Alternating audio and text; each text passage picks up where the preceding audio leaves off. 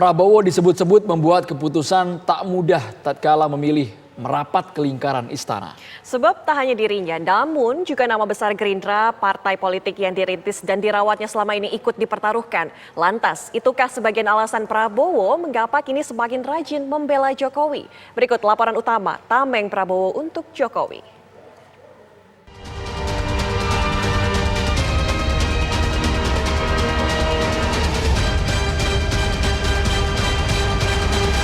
Selamatkan Indonesia, Pak. Selamatkan Indonesia. Jadi rakyat merasa bahwa bangsanya harus diselamatkan.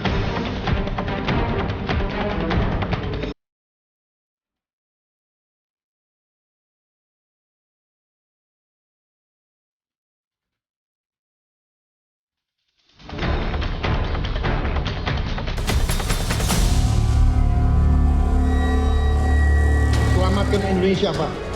Selamatkan Indonesia. Jadi rakyat merasa bahwa bangsanya harus diselamatkan.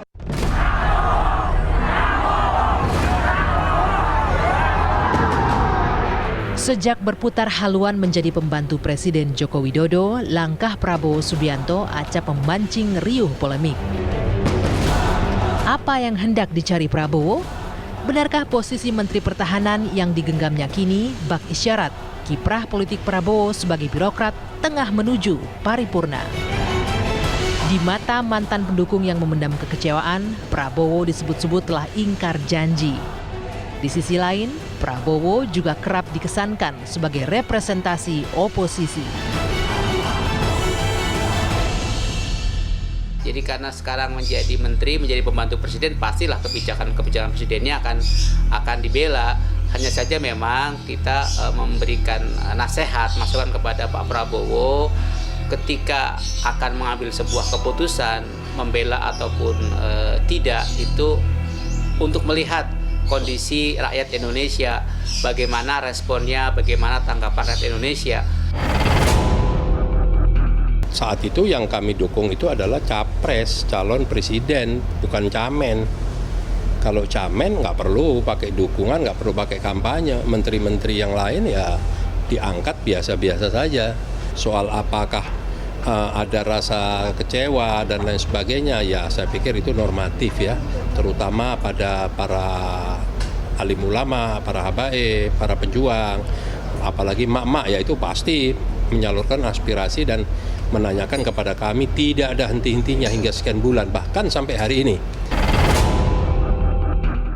Sekarang kan sudah cair ya, antara pendukung Pak Jokowi mendukung Prabowo kan sekarang sudah cair ya. Jadi Pak Prabowo itu bukan mengedres pendukungnya, tapi mengedres publik secara keseluruhan ya, supaya publik paham tentang kebijakan yang diambil ini dan tidak ada lagi mispersepsi ya tentang kebijakan ini yang kemudian menimbulkan konflik.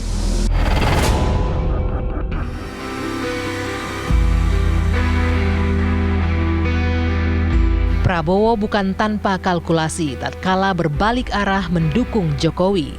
Termasuk ketika kini dirinya juga habis-habisan membela atasannya itu. Posisi Menteri Pertahanan yang kini disandang Prabowo pun dinilai strategis, terlepas apakah Prabowo masih melirik singgasana istana atau tidak. Selain itu, Prabowo juga masih memiliki Gerindra yang harus selalu dirawat agar posisi tawarnya terjaga.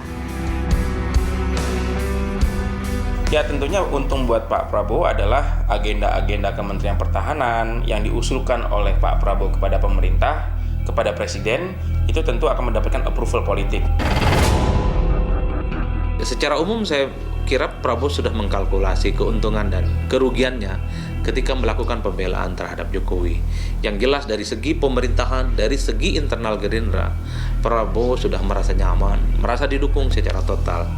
Meski memang sedikit banyak Prabowo harus mulai merelakan basis pendukungnya, terutama kelompok 212 yang dalam Pilpres 2019 lalu menjadi bagian penting dalam pemenangan itu.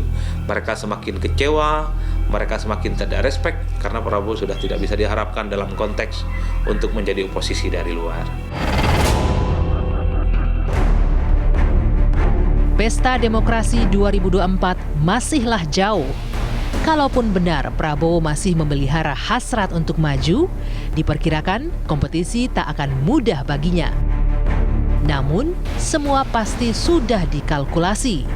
Prabowo bisa menjadi suksesor pemilih Jokowi. Apalagi dengan masuk sebagai orang dalam istana, Prabowo hafal seluk-beluk permainan birokrasi. Masa iya sih akan jadi capres terus-menerus gitu kan, seumur hidup. Ya kita juga nggak ingin itu kan. Artinya kita ingin, sekali lagi PA 212, agar semua para negarawan, semua politisi memberikan ruang yang luas untuk generasi muda memimpin bangsa ini.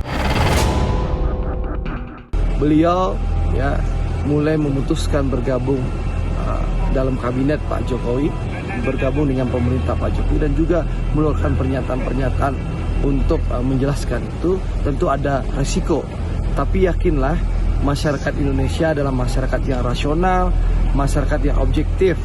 Masyarakat akan melihat kalau bahwa pernyataan Pak Prabowo ini bukan soal untung rugi beliau, tapi sekali lagi soal negara, soal kepentingan negara.